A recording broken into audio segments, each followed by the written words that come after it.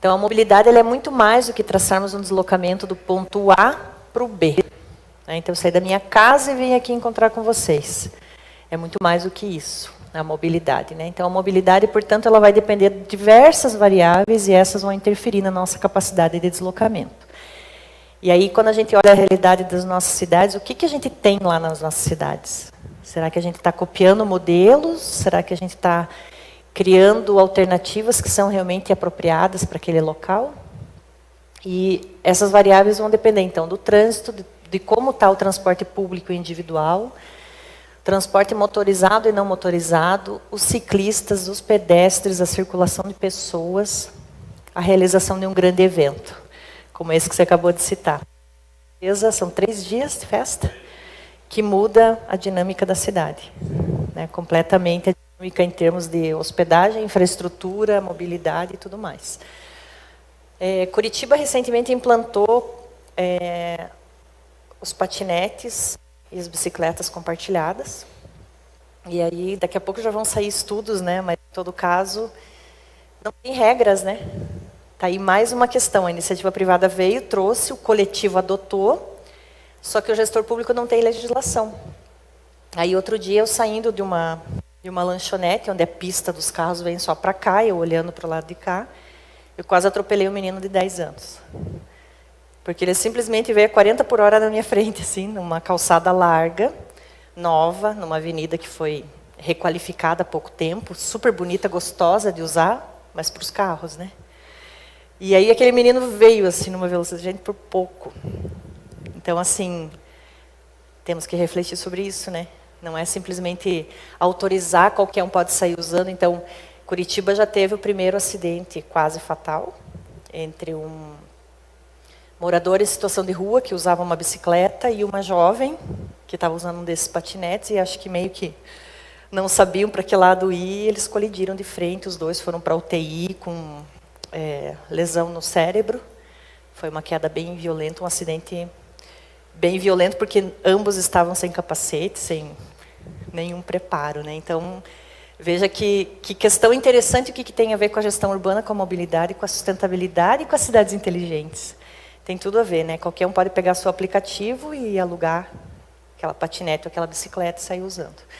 Então, a gente já vai ter, logo, logo, aí umas dinâmicas novas e espero muito que essas soluções cheguem para as mais diferentes cidades do Brasil. Realmente, elas são muito legais, eu acho que são sustentáveis, não preciso ficar comprando uma bicicleta só para mim, eu posso compartilhar. É a solução, mas vai ter que legislar, vai ter que regular o uso. A infraestrutura, sim.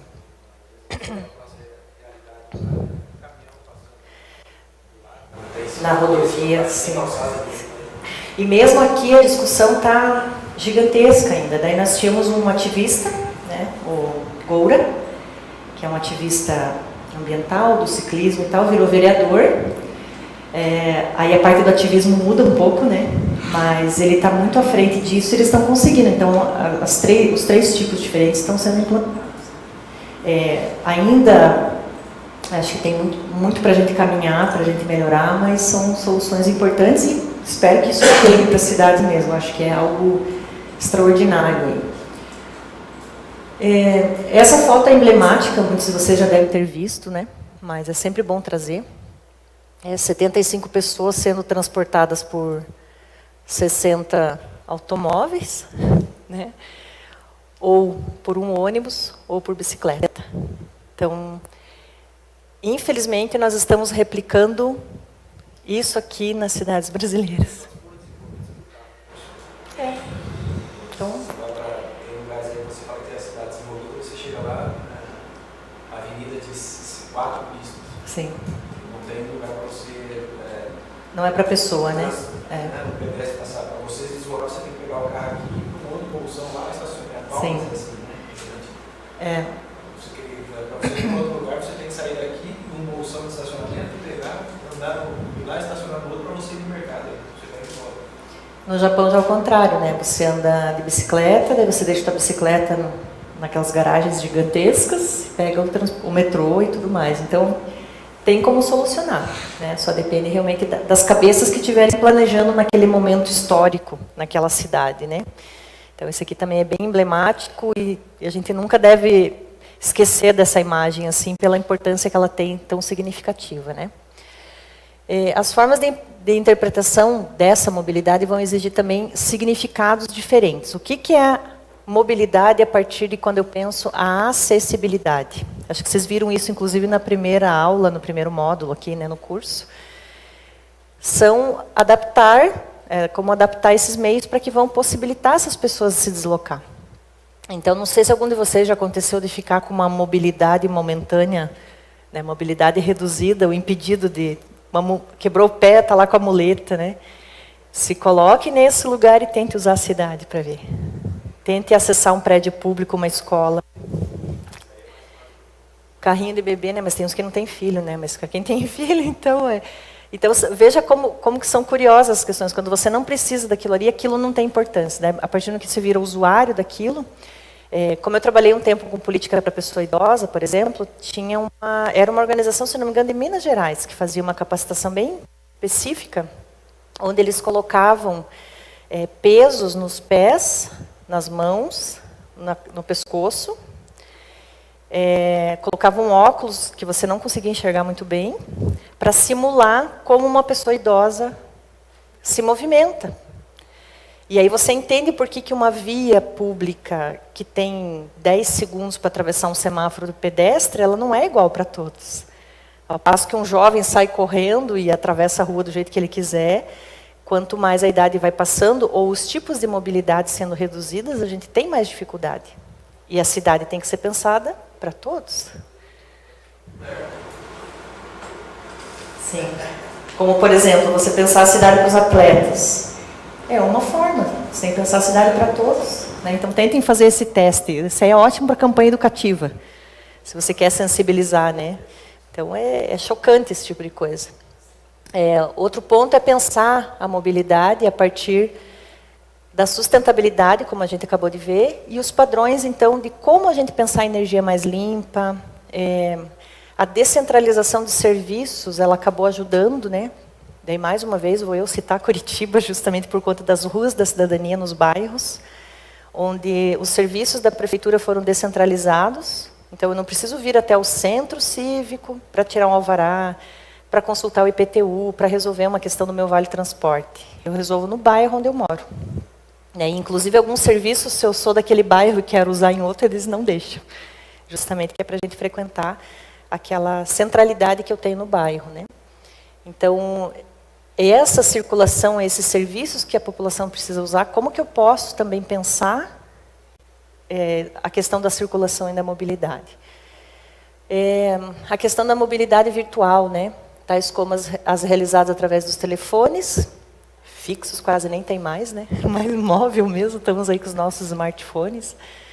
Internet e as outras tecnologias de comunicabilidade, né? Como é que a gente pode pensar também a mobilidade urbana a partir dessas tecnologias? Como é que eu posso fazer para facilitar isso para a população? Porque eu já tenho o cidadão utilizando, né? E relacionado à mobilidade social, que envolve, então, as migrações, mudanças econômicas e ocupacionais. Eu brinquei com você no início, né? Como é que está a região metropolitana de Londrina, né? O pessoal fala que Londrina já é região metropolitana, lá, as cidades do entorno, né? Mas a nossa realidade Curitiba, Belo Horizonte, a gente vê muito isso, que Belo Horizonte tem mais regiões metropolitanas, Minas Gerais como um todo, né?